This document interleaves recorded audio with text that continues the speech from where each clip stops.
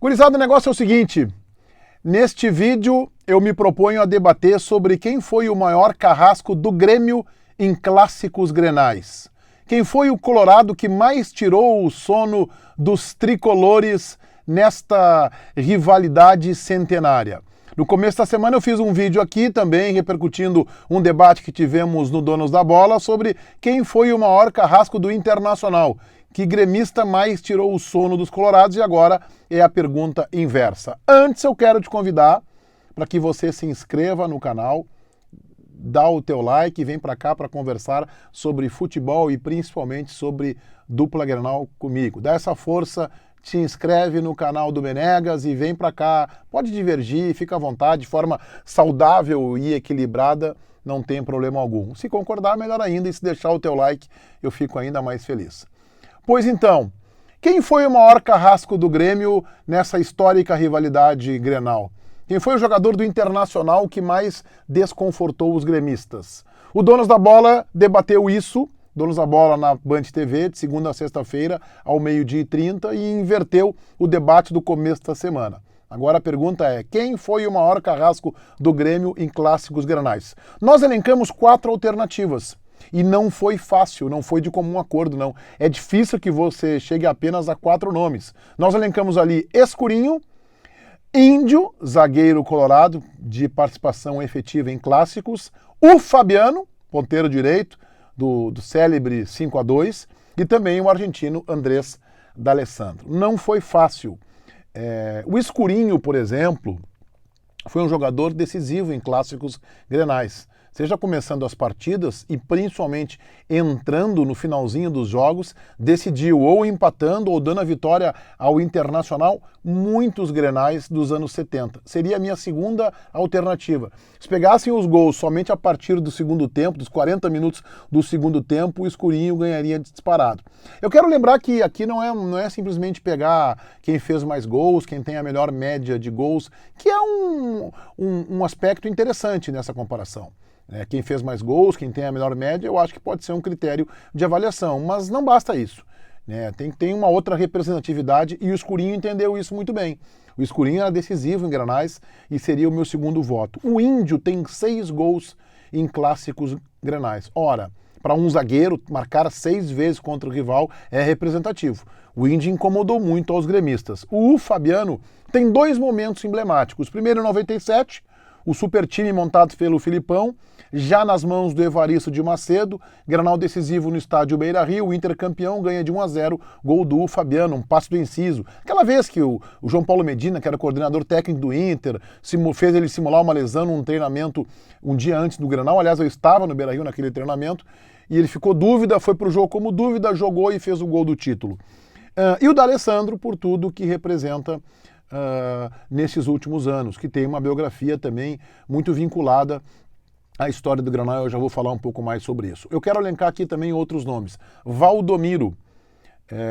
Valdomiro tem 9 gols em clássicos grenais, jogou muitos clássicos, venceu a maior parte deles, até porque tinha um time mais forte, o Internacional, nos anos 70.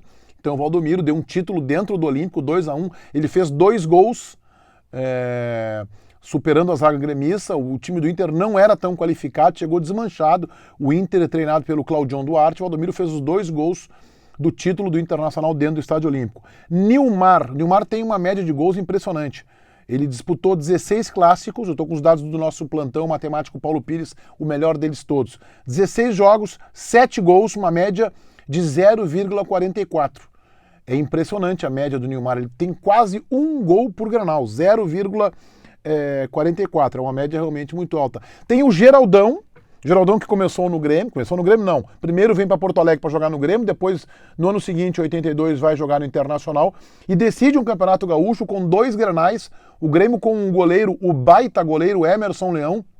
O Renato jogava no time, o Renato Portaluppi jogava no time gremista, aliás foi expulso no segundo e decisivo clássico, e o Geraldão faz 5 gols em 2 grenais. O Inter ganha 3-1 no Beira-Rio e ganha 2-0 no Estádio Olímpico. 5 gols em 2 grenais. Então o Geraldão não pode ser desprezado nessa história aí de carrasco do Grêmio.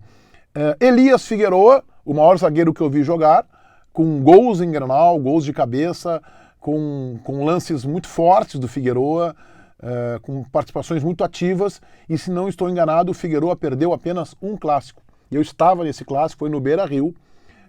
O Grêmio ganhou por 3-1, uma quarta-feira de noite. O Figueroa não jogou absolutamente nada, é uma das piores partidas do Figueroa com a camisa do Internacional, comparado somente àquele Inter 5, Cruzeiro 4, quando ele entrega 3 gols no Mineirão. E naquele jogo, naquela noite, ele foi muito mal. E o Zequinha destruiu o time do Internacional. O time do Grêmio era absolutamente inferior e o Grêmio ganhou por 3-1. Mas o Figueroa também é um nome que tem que ser lembrado, foi muito importante na rivalidade com o Grêmio. Fernandão, autor do gol 1000, tem 4 gols em clássicos grenais. Eu acho que deve ser lembrado, eu não colocaria ele como um dos principais. Mas um momento importante do Internacional, ele faz o gol 1000, então tem uma participação também efetiva. O meu voto é para D'Alessandro. Por quê?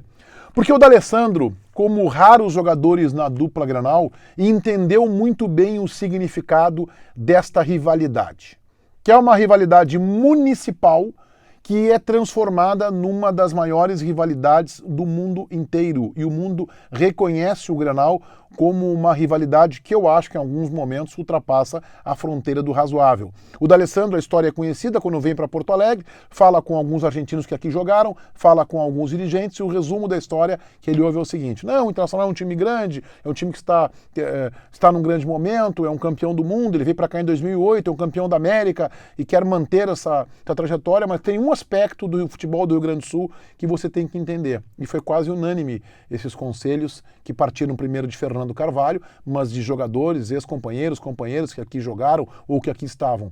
Tem um jogo lá que você não pode perder, que é o Clássico Grenal. É pior que River e Boca, o D'Alessandro que foi formado no River Plate e que conhece, portanto, muito bem a rivalidade com o Boca Juniors. E ele vem para cá, e ele muitas vezes é um agente provocador do Grêmio, é um defensor público do Internacional, fala como dirigente, entendeu a rivalidade, teve uma relação de vitória pessoal com o goleiro gremista Vitor, muito parecida com a relação que o Éder tinha com o Gasperin. Ele chutava e a bola entrava, o Vitor tremia toda vez que tinha o D'Alessandro pela frente. Depois isso seguiu no Atlético Mineiro, ele seguiu tomando gols importantes e decisivos, inclusive em Libertadores da América em 2015 do D'Alessandro. O D'Alessandro praticamente encerra a carreira do Vitor no Grêmio.